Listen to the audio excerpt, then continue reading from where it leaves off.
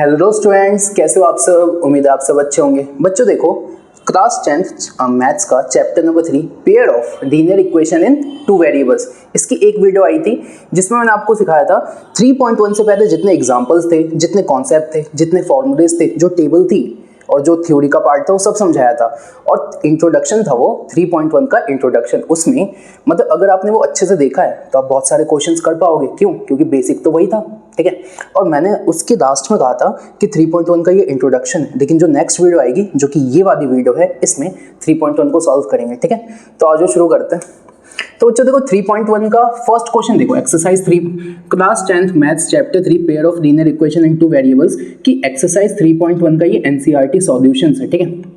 तो 3.1 का पहला क्वेश्चन है कि ना पहले क्वेश्चन के दो पार्ट हैं। पहले क्वेश्चन के कितने पार्ट हैं? दो, और दोनों को आपको ग्राफिकली सॉल्व करना है। तो पहले वाले पार्ट को देखो, कह रहा है कि ना 10 स्टूडेंट हैं क्लास 10th के, ठीक है। अब 10 स्टूडेंट में क्या है, कुछ तो गर्ल्स हैं और कुछ क्या है, बॉयज। तो सबसे पहले आप ये मानो जो नंबर ऑफ गर्ल्स है वो हो गया x, और जो नंबर ऑफ बॉयज है वो क्या हो गया y। अब मैंने कहा टोटल कितने बच्चे हैं? 10। तो एक बात बताओ, टोटल बच्चे गर्ल्स प्लस बॉयज से ही तो मिलके बने, कितने हैं? 10। गर्ल्स क्या है? x, बॉयज क्या है? y। तो ये हो गई पहली इक्वेशन, ठीक है। और उसने ये कहा है कि जितने भी गर्ल्स है ना, number of girls is 4 more than the number of boys. पता है क्या बोल रहा है? जितने भी गर्ल्स है ना वो बॉयज से 4 ज्यादा है, ठीक है। तो मैंने कहा गर्ल्स थी x और ये बॉयज से कितनी ज्यादा है? 4, सही है। तो मैंने कहा y को इधर ले आओ, तो x minus y equal to 4। ये हो गई अपनी सेकंड इक्वेशन। यहाँ तक सही है, कोई डाउट? अब मैंने कहा बच्चों जब हमें ये पता चल ही गया तो अब मुझे ग्राफ बनाना है। मुझे क्या बनाना है? ग्राफ। और ग्राफ बनाने के लिए आपको पता है ना कि अगर मुझे ग्राफ बनाना है तो पहले मुझे पॉइंट्स निकालने पड़ते हैं। और पॉइंट्स कैसे निकालता हूँ? मैंने कहा पहली इक्वेशन ये है, तो यहाँ लिखता हूँ x प्लस वाई कितनी है? 10, ठीक है। अब मैंने कहा एक बात बताओ, इसमें एक बार x को 0 करो तो y कितना आ गया? 10। देखो ये 0 है तो y कितना आ गया? 10। एक बार y को 0 करो तो x कितना आ गया? 10। कैसे करते हैं सिखाया हुआ है। तो ये पहली इक्वेशन के पॉइंट्स आ गए। ये हो गया पहला पॉइंट, ठीक है। और ये क्या हो गया? दूसरा पॉइंट। अब मैंने कहा सेकंड इक्वेशन उठाओ, तो सेकंड इक्वेशन है तुम्हारी x minus y equal to 4। x minus y equal to 4। अब मैंने कहा जब x 0 है तो y कितना हो गया? -4। और जब y 0 है तो x कितना हो गया? 4, ठीक है। तो ये तुम्हारा एक पॉइंट है और ये तुम्हारा एक पॉइंट है। यहाँ तक में कोई दिक्कत? ठीक है। अब मैं कहता हूँ ग्राफ बनाते हैं। अब क्या बनाते हैं? ग्राफ। तो ये है अपना ग्राफ, ठीक है। अब जरा ध्यान से देखो बच्चों, y में ना तुम्हें 10 तक जाना है। कहां तक जाना है? 10। x में भी 10 तक जाना है। तो मुझे ग्राफ थोड़ा बड़ा चाहिए। आप एक बार यहां तक नोट करो फटाफट।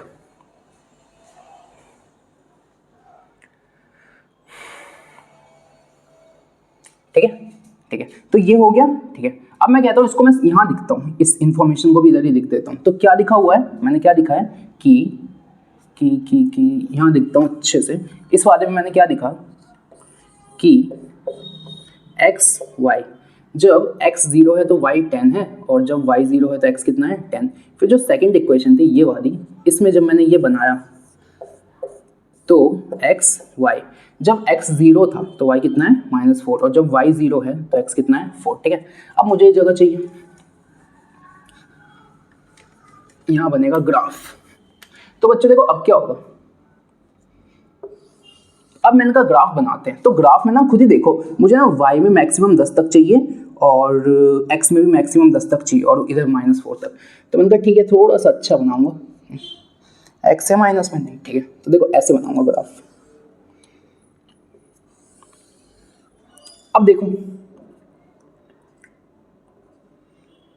ये हो गया 0, ठीक है। ये हो गया x एक्सेस और ये क्या हो गया? y access.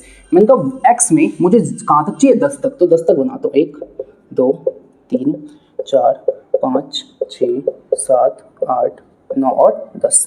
तो थोड़ा सा और बना दूँ अगर तो, ठीक है। ये हो गया 10 तक, ठीक है। अब y में भी कहाँ तक बनाने? 10 तक। तो 1 2 3 4 5 6 7 8 9 और 10। ये y में भी कहाँ तक हो गए? 10 तक। क्लियर है क्या? अच्छा, अब y में मुझे -4 तक भी चाहिए, तो -1 -2 -3 -4, ठीक है। अब मैं पॉइंट्स रखना शुरू करता हूँ। तो मैंने कहा पहला पॉइंट है जब x 0 है तो y कितना है 10, जो 0 है उसे मत देखो, y कितना है 10, ये रहा।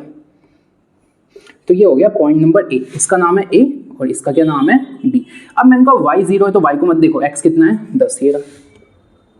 ये क्या हो गया पॉइंट नंबर बी। अब इन दोनों को देखो बच्चों, एक इक्वेशन से 2 पॉइंट मिलते हैं, 2 पॉइंट मिल गए, अब दोनों को मिला दो।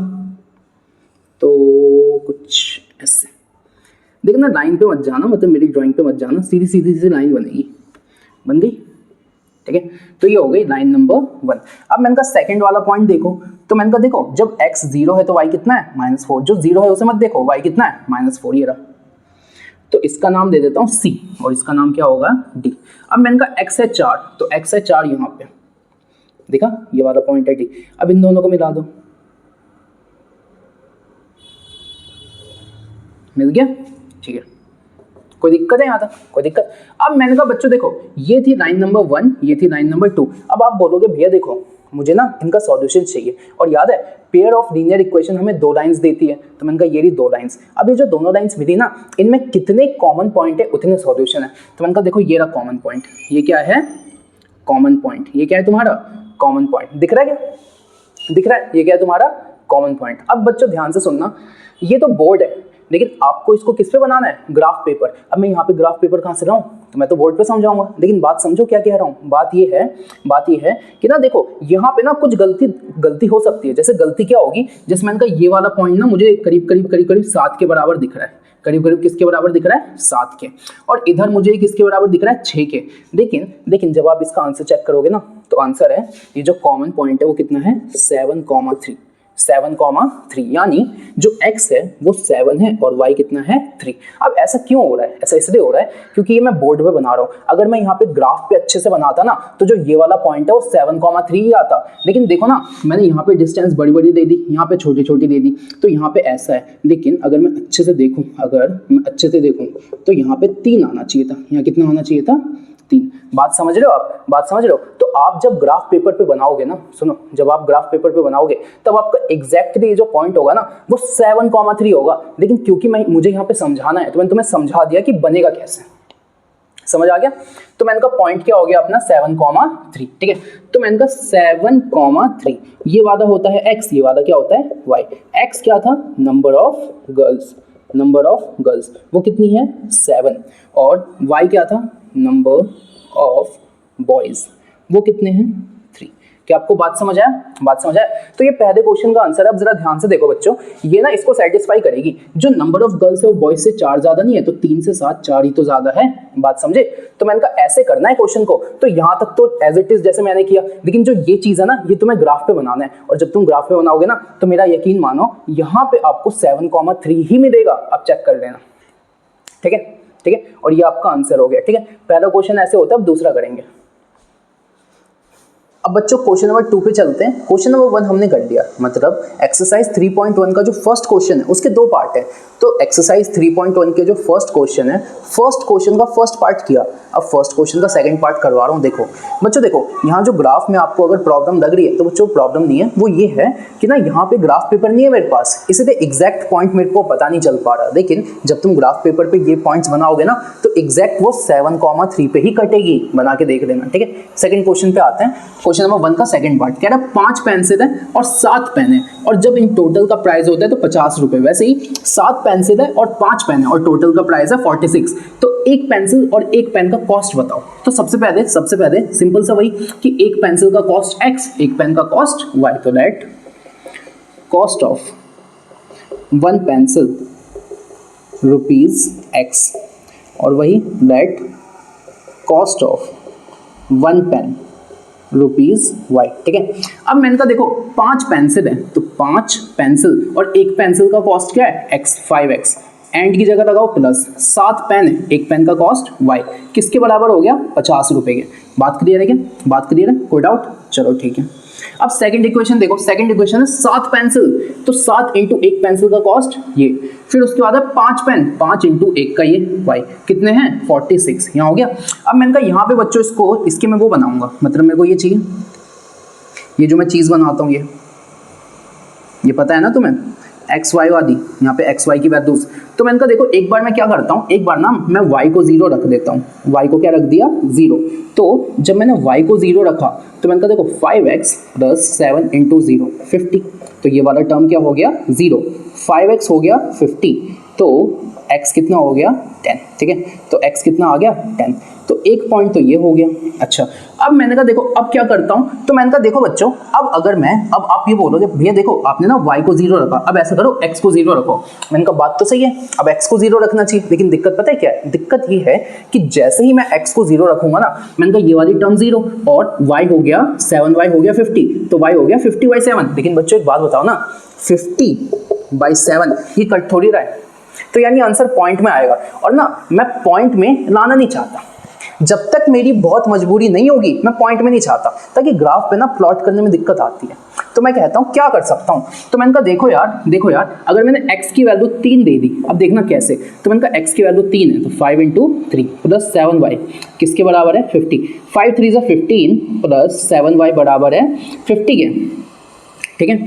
अब ध्यान से देखना ये उधर गया, तो 7y बराबर है 50 माइनस 15, 50 में से 15 गए कितने बचे 35, तो 7 इंटू वाई बराबर है 35 के, तो y किसके बराबर हो गया 5 के, भाई हाँ है ना, देखो ना कट गया, तो y बराबर हो गया 5 के और x कितना है 3, तो एक पॉइंट हो गया 10,0 और एक पॉइंट क्या हो गया 3,5। क्या ये बात समझे आप, ठीक है।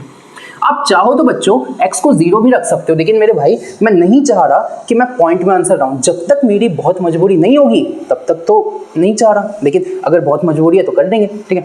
अब ये सेकंड देखो, अब इसको भी सॉल्व करते हैं, तो मैंने कहा इसका भी एक टेबल बनाएंगे, इसका भी एक टेबल बनाएंगे। तो मैंने कहा इसमें मैं क्या कर सकता हूँ, इसमें मैं क्या कर सकता हूँ, तो बच्चों देखो मैंने कहा अगर मैंने x को 0 किया, अगर मैंने x को 0 किया तो y हो गया 46/5, ये भी पॉइंट में आ रहा है। अगर मैंने y को 0 किया तो x हो गया 46/7, ये भी पॉइंट में आ रहा है। तो मैंने कहा यार पॉइंट ही तो नहीं चाहिए, तो मैंने कहा अगर मैंने x को 3 दिया तो देखो 7 into 3 plus 5y equal to 46, 21 plus 5y equal to 46, 5y equal to 46 minus 21, 5y था 46 माइनस 21, 6 में से 1 गया 5, 4 में से 2 गया 2, तो 2 ये बराबर है 5 इंटू वाई, 5 1 जा 5 5 जा, तो y की वैल्यू कितनी आ गई 5। तो मैंने कहा जब x 3 था तो y कितना आ गया 5। लेकिन बच्चों अब देखो, अब मैंने कहा अब मैं x और y की कोई भी ऐसी वैल्यू नहीं रख सकता जिसमें मेरा आंसर पॉइंट में ना आए। जैसे मैंने कहा अब मैं x की कोई भी वैल्यू रख दूं, y की कोई भी वैल्यू रख दूं, आंसर हमेशा पॉइंट में आएगा। पता कैसे, देखो मैंने कहा y की वैल्यू 0 दे दी तो यार तब भी पॉइंट में, 1 दूंगा 2 दूंगा 3 दूंगा 4 दूंगा। तो मैंने कहा अभी मैं आपको क्या समझा रहा था कि जब तक बहुत मजबूरी ना हो मैं x और y की वैल्यू पॉइंट में नहीं चाहता, लेकिन मैंने कहा यहाँ पे तो मुझे पॉइंट में रखनी पड़ेगी। पता है क्यों रखनी पड़ेगी, क्योंकि मेरे भाई एक बात बताओ क्या रखूं मैं, तो आपने कहा क्या रखें, तो मैंने कहा चलो यार आपकी मर्जी दे देते हैं, क्या रखें क्या रखें, तो मैंने कहा चलो ऐसा करते हैं x की वैल्यू ना 5 रख दो, x की वैल्यू कितनी रख दो 5, ठीक है। तो मैंने कहा 7 इंटू 5 प्लस 5y। अब सुनो बच्चों सुनो, अगर एक क्लास में 50 बच्चे हैं ना तो 50 के 50 बच्चों के ये वाले आंसर्स अलग आ सकते हैं और 50 के 50 के सही है अगर मेथड सही है तो, ठीक है। ये जो चैप्टर है ना इसकी खूबसूरती ही यही है कि इस चैप्टर में 100 बच्चे बैठे हैं ना क्लास में तो 100 के 100 का अलग आंसर आ सकता है और 100 के 100 आंसर सही होंगे, समझ रहे हो, लेकिन मेथड सही होना चाहिए। तो मैंने कहा मैं ये वाला पॉइंट निकालता हूँ, तुम कोई और निकाल दो, ग्राफ पे जो कॉमन पॉइंट है ना वो सेम बनेगा। मैं बना के दिखाऊंगा कैसे, देखना। तो एक ये हो गया, तो मैंने कहा ये किसके बराबर है 46, 7 5 से 35, 35 प्लस 5y बराबर है 46, तो 5y हो गया 46 माइनस 35, तो कितना हो गया 1 1, तो 5y बराबर है 11 के, 5y किसके बराबर है 11 के, तो y किसके बराबर हो गया 11/5 के, तो y बराबर हो गया 11/5 और x कितना था x था 5। क्या बात क्लियर है, बात क्लियर है। अब मैंने कहा एक ग्राफ बनाता हूँ, एक क्या बनाता हूँ ग्राफ, x चाहिए 10 तक और y चाहिए 5 तक, तो एक ग्राफ बनाया जाता है, पॉइंट में तो है नहीं कुछ, तो एक ग्राफ बनाते हैं।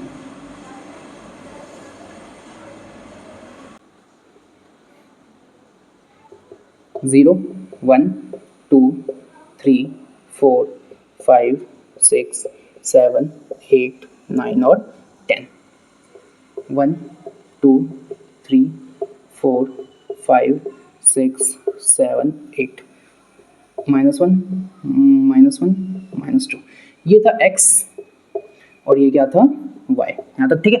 अब मैंने कहा पहला पॉइंट क्या है 10,0, तो 0 है उसे छोड़ो, x कितना है 10, ये रहा, तो ये है फर्स्ट पॉइंट। ठीक है, अब देखो x है 3, y है 5। ठीक है, x कितना है 3 और y कितना है, x है 3 तो और y कितना है 5, तो ये वाला पॉइंट नहीं होगा, ये वाला, तो ये वाला हो गया पॉइंट नंबर बी। अब मैंने कहा जब 2 पॉइंट मिले तो क्या करें भाई, 2 दिलों को क्या करना चाहिए, नहीं मिलाना चाहिए, पढ़ना चाहिए, है ना। तो वैसे ही इन दोनों को मैथ्स में तो मिला दो, असलियत में तुम देख लो। तो मैंने कहा ये हो गया लाइन नंबर 1। ठीक है, अब इसको देखो, अब 3,5 तो x है 3 y है 5, तो x है 3 y है 5, यानी ये वाला पॉइंट भी यही है, तो इसका नाम था C और इसका क्या नाम था D, तो मैंने कहा C वाला पॉइंट भी तो यही है। अब D क्या है, तो x है 5 यहाँ, और y कितना है 11/5। बच्चों जब 11/5 को काटोगे ना तो ये आएगा 2.2, यानी y में ना देखो x में मुझे 5 चाहिए और y में कितना चाहिए 2.2, तो मैंने कहा ये रहा 2, ये होगा 2.1 2.2, यानी ये तो y में चाहिए और x में कितना चाहिए 5, यानी x में ये चाहिए, तो मैंने कहा कुछ ये वाला पॉइंट नहीं होगा, ये वाला पॉइंट। तो मैंने कहा दूसरी लाइन कुछ ऐसी नहीं बनी इससे, दूसरी लाइन कुछ ऐसी नहीं बनी। अब मैंने कहा ये बताओ इन दोनों लाइन का ये कॉमन पॉइंट नहीं है, ये क्या है कॉमन पॉइंट, ये क्या है कॉमन पॉइंट, और वो कॉमन पॉइंट है क्या, तो बच्चों एक कॉमन पॉइंट वही तो है, देखो ना 3,5 इसमें भी है, 3,5 इसमें भी है, यानी ये जो है ना ये यहाँ पे 3 है और यहाँ पे 5 है, यानी इसके कोऑर्डिनेट्स क्या है 3,5। जो पहले होता है वो x होता है, जो बाद में होता है वो क्या होता है y, पता है ना आपको, पता है ना आपको। तो मैंने कहा एक पेंसिल का कॉस्ट था x, तो x हो गया एक पेंसिल का कॉस्ट, और वो कितना आ गया ₹3, साफ दिख रहा है। y था एक पेन का कॉस्ट और वो कितना आ गया ₹5। समझ आया क्वेश्चन। तो बच्चों देखो सबसे पहले मैंने क्वेश्चन का गिवन लिखा, उसके बाद इक्वेशन बनाई, इक्वेशन से मैंने कुछ वैल्यूज निकाली, ये वैल्यूज मेरी अलग है तुम्हारी अलग है, लेकिन अपना आंसर यही होगा, समझे। तो मैंने क्या बोला कि हर बच्चे का ये आंसर अलग आ सकता है, लेकिन एट द एंड आना वही है, समझ आ गया आपको।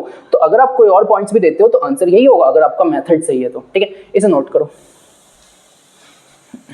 बच्चों क्वेश्चन नंबर 2 पे चलते हैं। 3.1 के क्वेश्चन नंबर 1 के 2 पार्ट थे, दोनों कर दिए हमने। अब क्वेश्चन नंबर 2 पे चलो। क्वेश्चन नंबर 2 पे क्या है मैं समझा देता हूँ। देखो बोर्ड थोड़ा छोटा है तो पूरा क्वेश्चन नहीं लिखा मैंने, बस सुन लो। क्वेश्चन ये है कि आपके पास ना ये इक्वेशंस हैं, ये 3 इक्वेशंस हैं। क्वेश्चन नंबर 2 के 3 पार्ट है, पार्ट 1, पार्ट 2, पार्ट 3, तीनों एक ही साथ निपटा देंगे। क्या बोला है कि सबसे पहले ना जो भी इक्वेशन है उसमें a1/a2, b1/b2 और c1/c2 का रेशियो निकालो, और ये बताओ उस रेशियो को देख के कि क्या ये जो लाइंस है वो इंटरसेक्टिंग है या पैरेलल है या फिर कोइंसाइडिंग है। अब आप बोलोगे अरे ये क्या होता है, तो यार ये जो है ना इसका मैंने इंट्रोडक्शन में लास्ट में मैंने टेबल बनवाई थी पूरी, उसमें बताया था, ठीक है, तो वो देखना।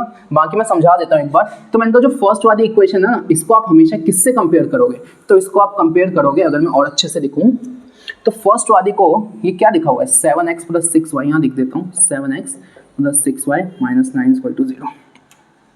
तो ना जो फर्स्ट वाली इक्वेशन है ऐसे लिखोगे ऑन कंपेयरिंग विथ, देखो 2 इक्वेशन होती थी, पहली वाली को कंपेयर करोगे a1x + b1y + c1 = 0 से, और इसको किससे कंपेयर करोगे, इसको कंपेयर करोगे, तो पहले इसको करते हैं। तो मैंने कहा x के पीछे यहाँ पे क्या है a1, x के पीछे यहाँ पे क्या है 5, तो a1 कितना हो गया 5, y के पीछे यहाँ पे क्या है b1 और y के पीछे यहाँ पे क्या है -4, तो -4 साइन के साथ, ठीक है, c1 और यहाँ पे कितना है 8, तो c1 की जगह कितना हो गया 8 यहाँ तक, ठीक है। अब दूसरी इक्वेशन क्या है 7x + 6y - 9, दूसरी इक्वेशन है 7x + 6y - 9 = 0। अब यहाँ देखो ऑन कंपेयरिंग, इसको किससे कंपेयर करोगे, ऑन कंपेयरिंग इट विथ, देखो पहली वाली को करोगे a1x + b1y + c1 से, इसको a2x + b2y + c2 = 0 से। तो मैंने कहा x के पीछे क्या है a2 और x के पीछे कितना है 7, तो a2 कितना हो गया 7,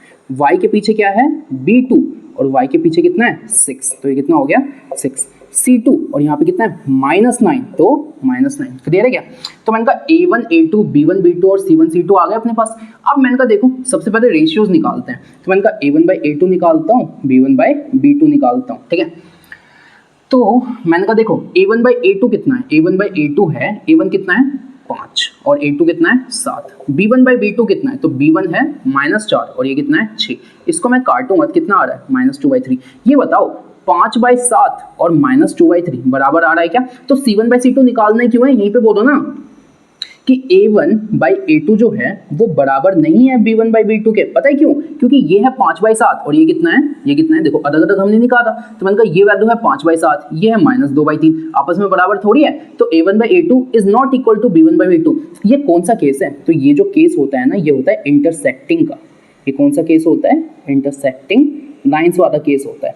तो उसने यही तो बोला था, रेशियोज कंपेयर करो और बताओ क्या है। तो भाई कंपेयर करके बता दिया कि इसमें जो लाइंस है ना वो इंटरसेक्ट करती है, यानी इससे बनने वाली जो लाइन है ना वो कुछ ऐसे इंटरसेक्ट कर रही होगी।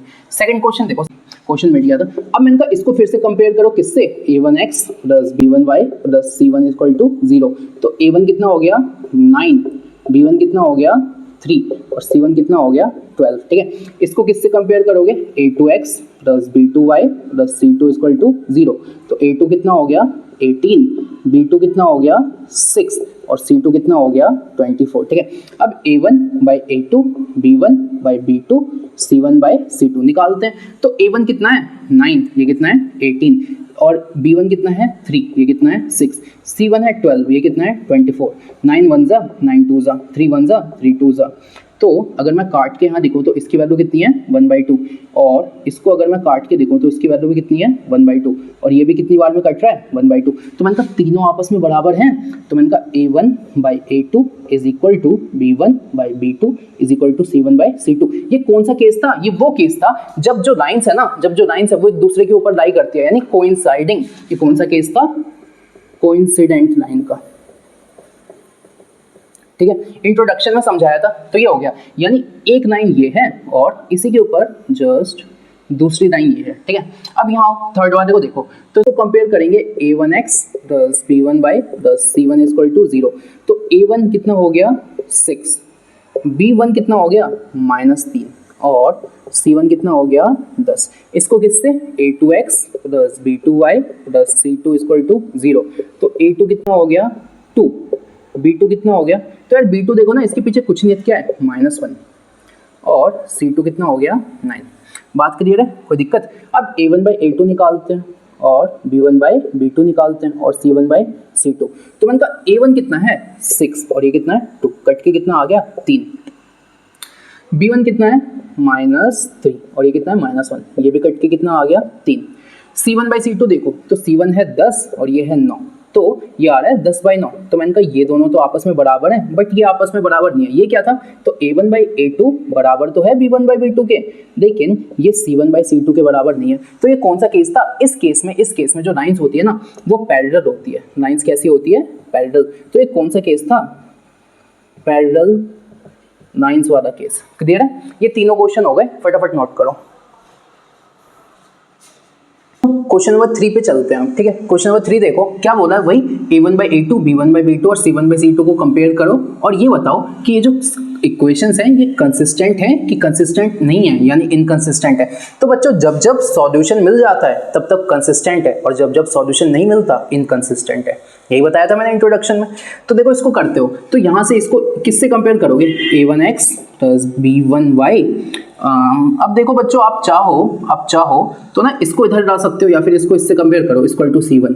इसको A2x plus B2y is equal to C2 ऐसे कंपेयर कर सकते हो। ठीक है, तो A1 कितना है 3, B1 कितना है 2 और C1 कितना है 5। ठीक है, यहाँ से A2 कितना है 2, B2 कितना है -3 और C2 कितना है 7। अब A1/A2 निकालते हैं, B1/B2 निकालते हैं, C1/C2। तो A1 कितना है 3/2 और B1 कितना है 3/2। B1 है तुम्हारा 2 और ये है -3। ठीक है, तो बच्चों मैंने कहा देखो आगे निकालने की ज़रूरत ही नहीं है, यही मैच नहीं हो रहा, तो मैंने कहा A1/A2 is not equal to B1/B2। तो ये कौन सा केस है, ये केस होता है इंटरसेक्टिंग का। कौन सा केस होता है, इंटरसेक्टिंग का। और इंटरसेक्टिंग में कितने कॉमन पॉइंट मिलते हैं, एक। तो सॉल्यूशन भी कैसा हो गया, यूनिक, यानी ये यूनिक सॉल्यूशन का केस है। तो मैंने कहा यूनिक सॉल्यूशन है तो, लेकिन सॉल्यूशन मिला तो है, जहां सॉल्यूशन मिल जाता है वो क्या होता है, कंसिस्टेंट। तो ये इसका आंसर क्या हो गया, कंसिस्टेंट। ठीक है, अगले पे आऊँ तो इसको फिर से A1x plus B1y equal to C1 a2x plus b2y is equal to c2। तो a1 कितना है 2, b1 कितना है -3 और c1 कितना है 8। सेम ऐसे a2 कितना है 4, b2 कितना है -6 और c2 कितना है 9। निकालो a1 by a2, b1 by b2, c1 by c2। a1 कितना है 2 और ये कितना है 4। b1 का है, b1 है -3 और ये है -6। ठीक है, c1 कितना है, c1 है 8 और ये कितना है 9।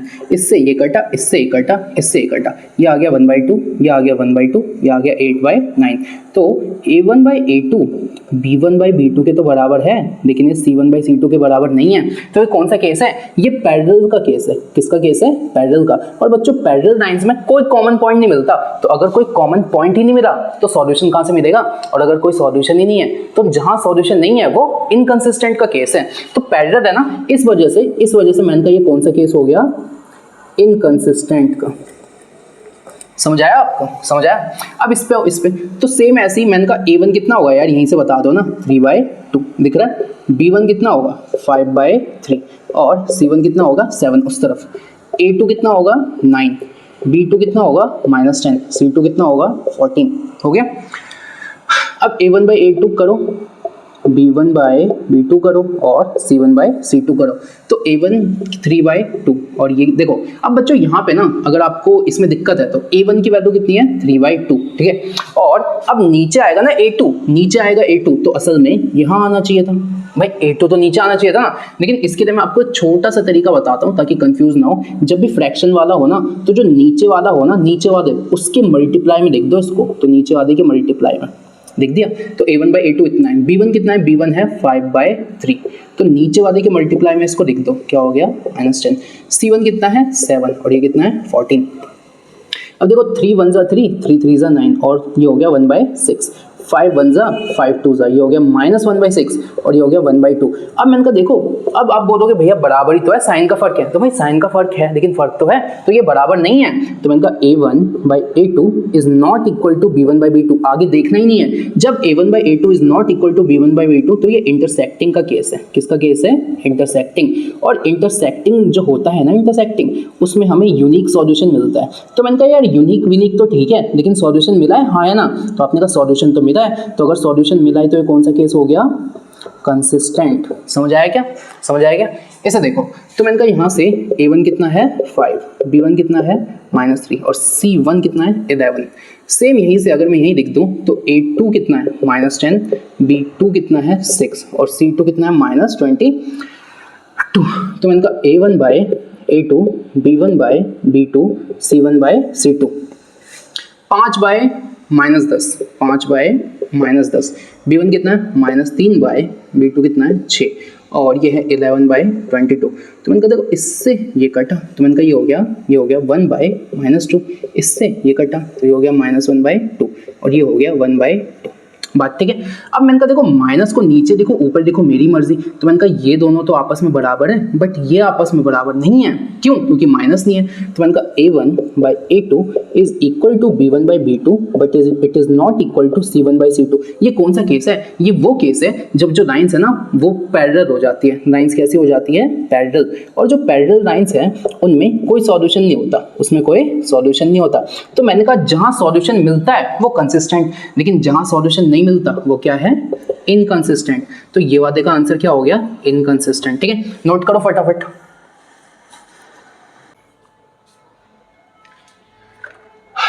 ठीक है, और टाइम चाहिए तो मैं हट जाता हूँ, वीडियो पॉज कर दो फटाफट। ठीक है, अब बच्चों देखो यहाँ पे ना ये क्वेश्चन नंबर 3 के 5 पार्ट है टोटल। तो ये मैंने 4 करा दिए, 5वां कराता हूँ। तो 5वां कराता हूँ। तो 5वें का क्वेश्चन है, 5वें का क्वेश्चन है ये, 5वें का क्वेश्चन है 4x/3 plus 2y is equal to 8 और आगे क्या है 2x plus 3y is equal to 12। यही है। अब देखो इसको कंपेयर करते हैं। तो मैंने कहा इसको a1x plus b1y is equal to c1, a2x plus b2y is equal to c2, इससे कंपेयर करो। तो a1 कितना है 4/3, b1 कितना है 2 और c1 कितना है 8। सेम ऐसी a2 कितना है 2, b2 कितना है 3 और c2 कितना है 12। A1 बाई A2 करो, B1 बाई B2 करो, C1 बाई C2 करो, तो ये है 4/3। और मैंने कहा जो नीचे वाला है उसके मल्टीप्लाई में इसको लिख दो, तो A2 का है A2 है 2, ठीक है। फिर मैंने कहा B1 कितना है, B1 है 2 और B2 है 3, C1 है 8 और C2 है 12, ठीक है, ठीक है, यहाँ तक में कोई डाउट, ठीक है। अब मैंने कहा 2 1 जा 2 2 जा, तो ये हो गया 2/3। ये कितना है, ये भी है 2/3। 4 2 जा 4 3 जा, ये भी कितना है 2/3। तो क्या ये तीनों आपस में बराबर है, क्या ये तीनों आपस में बराबर है? अगर ये तीनों आपस में बराबर है, अगर ये तीनों आपस में बराबर है, तो क्या इसके बाद मैं ये नहीं कह सकता कि A1 by A2 is equal to B1 by B2 is equal to C1 by C2। जब ये तीनों आपस में बराबर होते हैं ना, तो कोइंसाइडिंग लाइन का केस बनता है। किसका केस बनता है? Coinciding line. और कोइंसाइडिंग लाइन का मतलब एक लाइन है, उसके ऊपर जस्ट जा रही है दूसरी लाइन। तो मैंने कहा इनके पास देखो कितने सारे सॉल्यूशन है। तो इस केस में आता है इनफाइनाइटली मैनी सॉल्यूशंस। और मैंने कहा याद करो, मैंने कहा जहां सॉल्यूशन मिल जाता है वहां कंसिस्टेंट है, तो यहाँ सॉल्यूशन मिल तो रहा है, तो बस ये भी क्या हो गया, कंसिस्टेंट। समझ आया? तो क्वेश्चन नंबर 3 के 5 पार्ट थे, पांचों हमने कर लिए। अब चलते हैं क्वेश्चन नंबर 4। बिफोर दैट इसको नोट करो, फिर आगे चलते हैं। अब चलते हैं बच्चों क्वेश्चन नंबर 4 की तरफ। क्वेश्चन नंबर 4 देखो, तो क्वेश्चन नंबर 4 के बहुत सारे पार्ट हैं। क्वेश्चन नंबर 4 का फर्स्ट पार्ट है, क्या बोल रहा है, कह रहा है जो भी pair of linear equation in 2 variable दिए हैं ना, पहले तो चेक करो कि क्या ये कंसिस्टेंट हैं। अगर ये कंसिस्टेंट हैं तो इनके सॉल्यूशंस निकालो ग्राफिकली, और अगर ये इनकंसिस्टेंट हैं तो बस वहीं छोड़ दो, ठीक है। तो देखो चेक करते हैं। तो मैंने कहा देखो यार, इसको किससे कंपेयर करोगे, A1x plus B1y is equal to C1, इसको A2x plus B2y is equal to C2। तो मैंने कहा A1 कितना है, तो इसके पीछे कुछ नहीं है, तो ये, ठीक है। और B1 कितना है, इसके पीछे भी कुछ नहीं है, तो 1। C1 कितना है, 5, ठीक है। यहाँ आ जाओ, A2 कितना है, तो 2। A2 कितना है, A2, तो A2 है 2, दिख रहा है ना साफ। अब मैंने कहा Y के पीछे B2 है, तो B2 कितना है, 2। और C2 कितना है, C2 है 10। क्या यहाँ तक क्लियर हो गया? कोई डाउट यहाँ तक? ठीक है। अब मैंने कहा देखो A1 बाई A2 देते हैं, B1 बाई B2 देते हैं, और C1 बाई C2 देते हैं। तो मैंने कहा A1 बाई A2, तो A1 है ये है 2, ठीक है। B1 by B2 1/2, C1 by C2 5/10, ये भी कट के कितना आ रहा है, 1/2। तो 1/2 is equal to 1/2 is equal to 1/2। A1 by A2 is equal to B1 by B2 is equal to C1 by C2।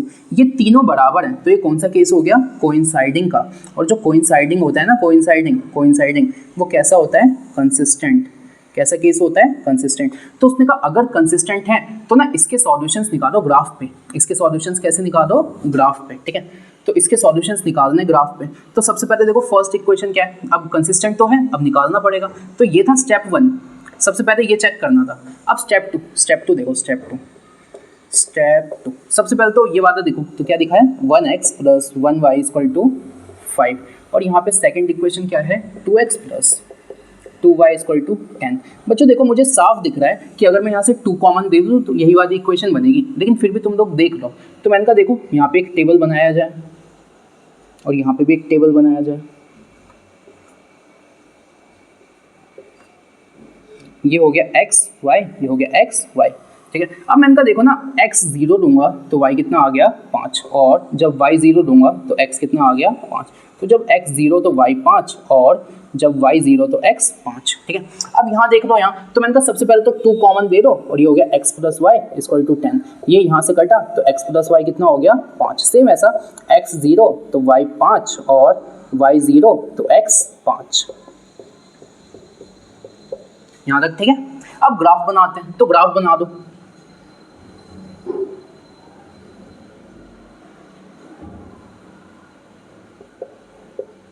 एक 2 3 4 5, 1 2 3 4 5, ये y है, ये x है, ठीक है।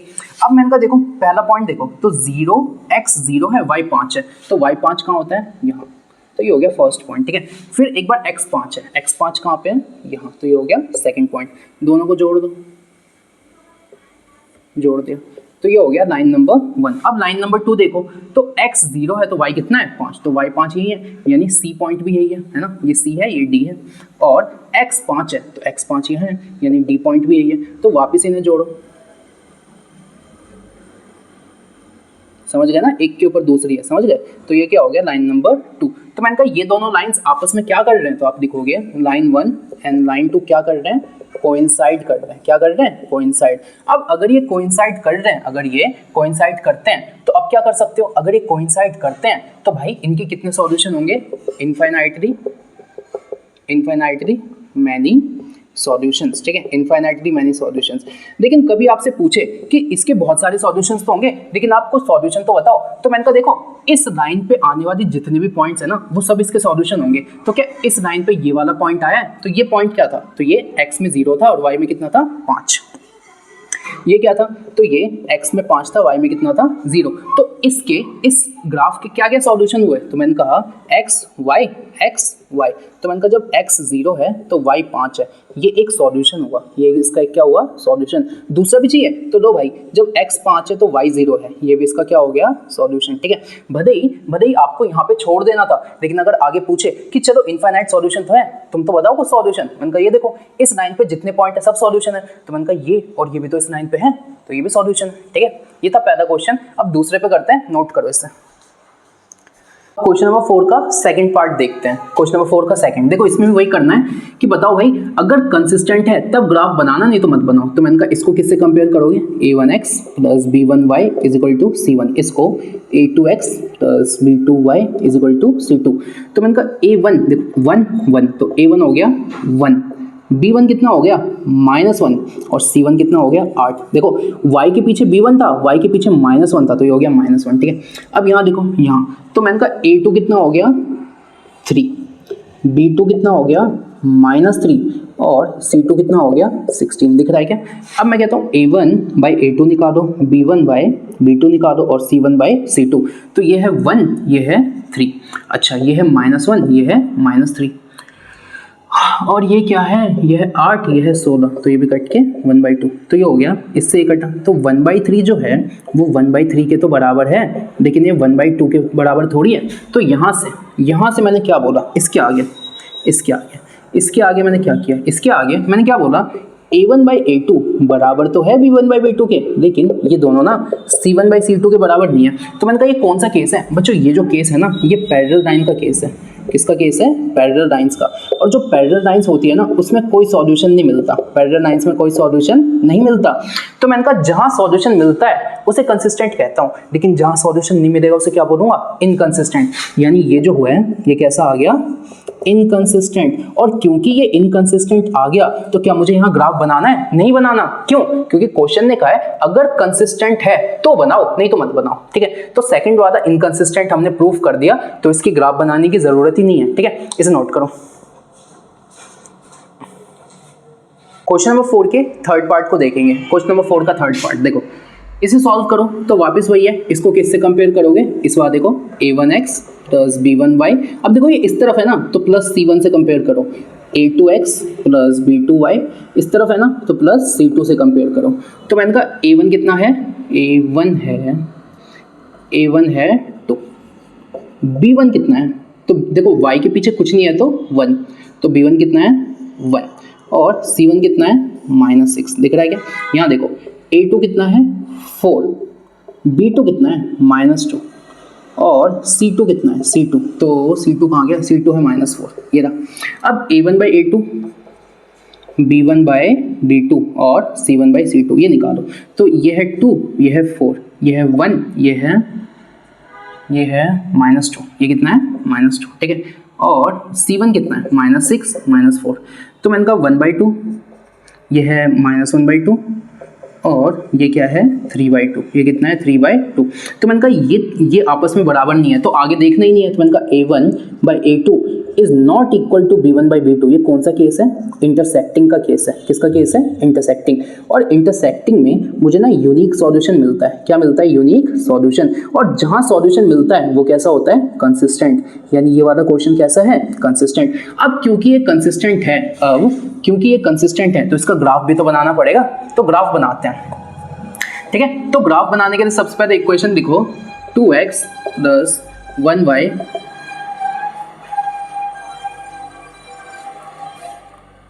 देखो 2x plus 1y minus 6 equal to 0। ठीक है, अब इसका ये बनाते हैं। तो मैंने क्या बोला, तो देखो ये बनाओ।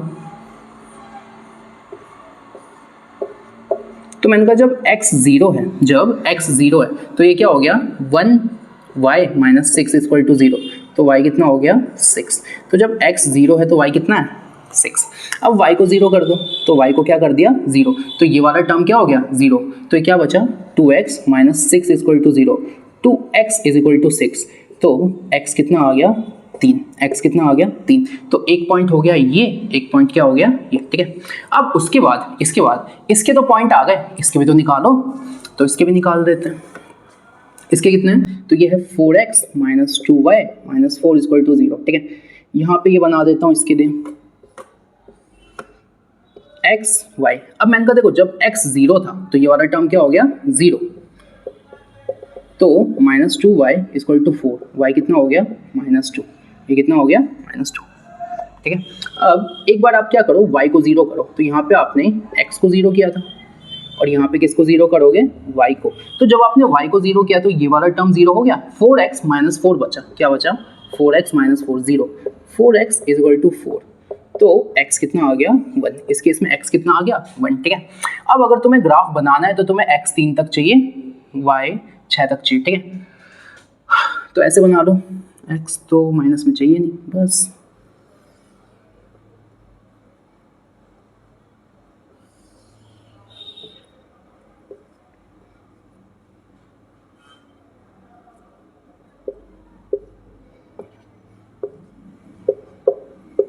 ठीक है, x मुझे कहाँ तक चाहिए 3 तक, y 6 तक। तो मैंने कहा 1 2 3 4 5 6 1 2 3 4 5 और माइनस 1 माइनस 2 ऐसे चाहिए। अब मैंने कहा देखो पहला पॉइंट क्या है x 0 है y 6, तो 0 को छोड़ो, y कितना है 6, ये हो गया फर्स्ट पॉइंट। दूसरा क्या है x 3 है y 0, 0 को छोड़ो, x कितना है 3, ये रहा। इन दोनों को मिला दो तो जो ये है लाइन नंबर 1। अब इसको देखो, तो मैंने कहा यहाँ इस वाली इक्वेशन को देखो, x 0 है y माइनस 2 है, तो 0 को छोड़ो, y कितना है माइनस 2, ये रहा। इसका नाम है c और इसका नाम क्या दे देंगे d। ठीक है, अब मैंने कहा x है 1 और y 0 है, तो x 1 ये रहा। दिख रहा है क्या भाई, दिख रहा है क्या। ठीक है,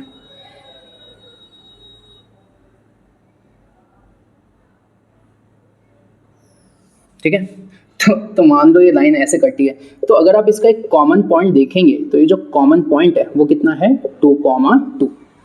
ठीक है, जब आप ग्राफ पे बनाएंगे बच्चों तो जो कॉमन पॉइंट कितना आएगा 2, 2। तो उसने कहा था अगर कंसिस्टेंट है तो इसके सॉल्यूशन निकालो ग्राफिकली। तो मैंने कहा इन दोनों पेयर ऑफ लीनियर इक्वेशन का ये सॉल्यूशन है। ये क्या है सॉल्यूशन, कॉमन पॉइंट ही तो सॉल्यूशन होता है।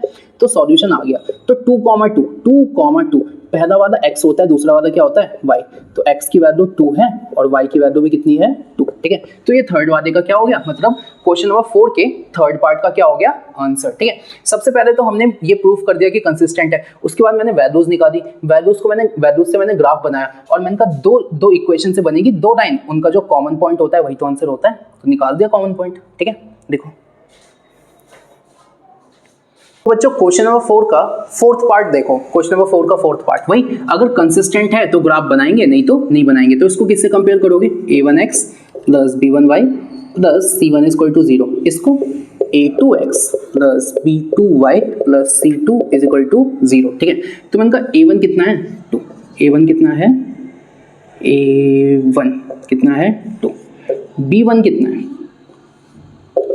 -2, C1 कितना है C1 भी कितना है -2। ठीक है, यहाँ आओ, A2 कितना है A2 है 4, B2 कितना है B2 ये रहा, बिट्टू तो नाम होता है ना कोई। चलो C2 कितना होता है -5। ठीक है, अब मैंने कहा देखो अब क्या करना है, तो अब कंपेयर करो कैसे, A1 by A2, B1 by B2, C1 by C2 है ना। तो ये कितना है 2, ये कितना है 4, ये कितना है -2, ये कितना है -4 और ये -2 है ना, ये है -2। ये है -2 और वो कितना है -5। इससे ये कटा, इससे ये कटा, इससे ये कटा, इससे 1/2 1/2 2/5। ये तो बराबर है बट ये बराबर नहीं है, तो इसके आगे क्या लिखूंगा, इसके आगे A1/A2 बराबर तो है B1/B2 के, लेकिन ये दोनों C1/C2 के बराबर थोड़ी हैं। ये कौन सा कंडीशन है, तो ये जो कंडीशन है ना, ये पैरेलल लाइंस का कंडीशन होता है। किसका, पैरेलल लाइंस का। और ये जो पैरेलल लाइंस है ना, इसमें कोई भी सॉल्यूशन नहीं मिलता। अब बच्चों एक बात बताओ, जहां सॉल्यूशन मिलता है, जहां सॉल्यूशन मिलता है उसे कंसिस्टेंट बोलता हूं, लेकिन जहां सॉल्यूशन नहीं मिलता उसे क्या बोलूंगा, इनकंसिस्टेंट। तो ये क्या हो गया, इनकंसिस्टेंट। अब मैंने कहा अगर ये इनकंसिस्टेंट है तो क्या यहाँ ग्राफ बनाने की जरूरत है, नहीं है जरूरत, है ना। अगर कंसिस्टेंट होता तो बनाता, तो यहाँ ग्राफ बनाने की जरूरत नहीं है। तो पहले कंपेयर किया, उसके बाद ये किया, ये, और उसके आगे यहाँ से, ठीक है। तो ये हो गया क्वेश्चन नंबर 4 खत्म। बच्चों ये वाला क्वेश्चन क्लियर है। Question number 1, question number 2, question number 3, question number 4 सारे पार्ट्स करा दिए, सबको समझा दिया। 3 क्वेश्चन और रह गए, 5, 6 और 7 करके। इसको मैं नेक्स्ट वीडियो में करवाऊंगा, ठीक है। तो यहाँ पे आप क्वेश्चन नंबर 1, 2, 3, 4 तक अच्छे से देखो और इसको अच्छे से प्रैक्टिस करो, ठीक है। और बच्चों देखो, मैंने सारे पार्ट्स करवाए, कुछ भी नहीं छुड़वाया। जो भी आपको नहीं समझ आता तो उसको वापस रिवाइंड करके देखो, ठीक है, समझ आ जाएगा। और फिर भी ऐसा लगता है कि ये वाला पार्ट थोड़ा फास्ट हो गया, कुछ समझ नहीं आया, तो मुझे बता देना कमेंट में, मैं नेक्स्ट वीडियो में इंप्रूव कर दूंगा, ठीक है। तो आप इसे देखो, और इसका जो नेक्स्ट पार्ट है वो प्रोबेबली कल या परसों या 1 या 2 दिन में आ जाएगा, ठीक है। तो इसको ना हमेशा वीडियोस को प्लेलिस्ट में जाके देखो, एक प्रॉपर ऑर्डर में मिलेगा आपको, ठीक है। तो हमने 4 क्वेश्चंस तक करे हैं, और आपको कैसी लगी वीडियो जरूर बताइए, ठीक है। पढ़ाई करते रहिए, ऑल द वेरी बेस्ट। और इसका नेक्स्ट पार्ट बहुत जल्दी आएगा, ठीक है। Thank you.